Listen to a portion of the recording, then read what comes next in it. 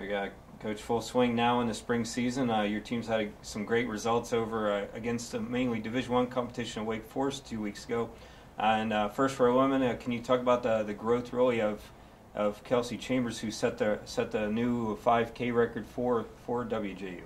Yeah, Wake Forest was a great meet for us, really getting the outdoor season started. We had great weather on the first day, which, judging by the performances on the first day, you can see that.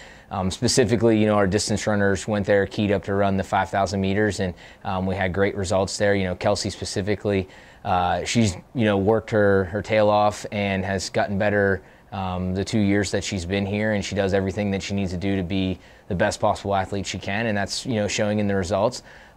She's been primed and ready to run, what she ran, the 17:30s or faster for 5K, so it was nice to see her do that. And of course, break the school record. Being only a sophomore, I mean, she's got another couple years to see how far, she can take that record down. And with Caitlin and Fallon and Jenna and some other girls in the mix there, and Sarah Smith that PR'd as well, we have a whole host of other girls that are chasing that record as well, and pushing each other on a daily basis in practice.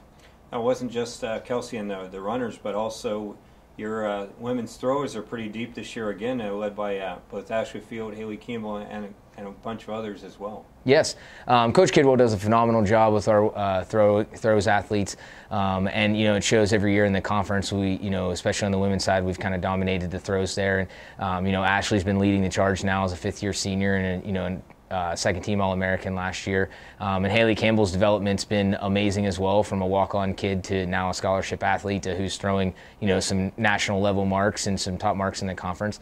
And then you got some freshmen in the mix too, with Emily Winters and Lauren Dickerson and Miranda Christner, who's a junior. They're all producing great results in that group. Well, before turning to the men's side, how great is it to really challenge their talents against a lot of Division I competition? You take them to those meets. It's great. I mean, that's kind of the unique thing about track and field is, it doesn't matter what school you attend or where you go. If you're the fastest guy in the 100, you get to line up with the other fast guys. If you throw the furthest, you get to get in the section with the guys that throw really far. So, for us, that's one of the pitches that we have for our program, is that we try to get you the best possible competition. And, we get to go to places like Wake Forest, Kent State, Akron, and get to see some top-level competition for our student athletes. Well, turning to the men, you had another great performance by some of your men's throwers as well, including Jacob Hamilton taking a second down at Wake Forest. Yeah, Jake, his development, another guy who's come in and just, every single day he does what he needs to do to get better, and that's been great for him. And to, set a new PR in the pole vault, and then throw pretty well in the javelin also. It's been great for him, and we look for even bigger things for him in the pole vault. I mean, he just missed clearing another PR in the 450s, in which would be brushing close to that national mark as well in the pole vault. So looking for big things out of Jake the rest of the season too. Well, not only Kelsey on the women's side, but also Obert Shrimp continues to lead the men's runners in that section, but along with him and a couple others, Colin and so forth on their side of it. Mm-hmm. Yeah, Albert, again, sets another PR in the 5K, and Colin Radabaugh ran a strong race, his second fastest time ever for 5,000 meters.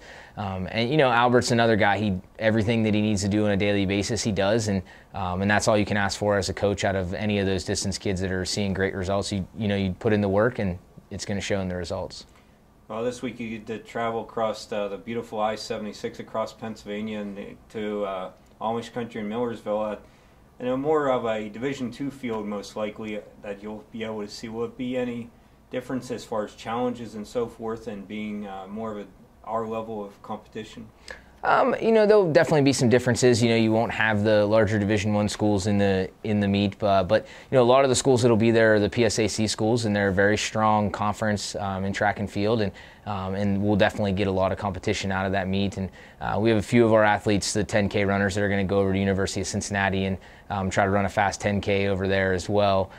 But at Millersville, it's going to be pretty much the right level of competition for us, and across the board, every athlete's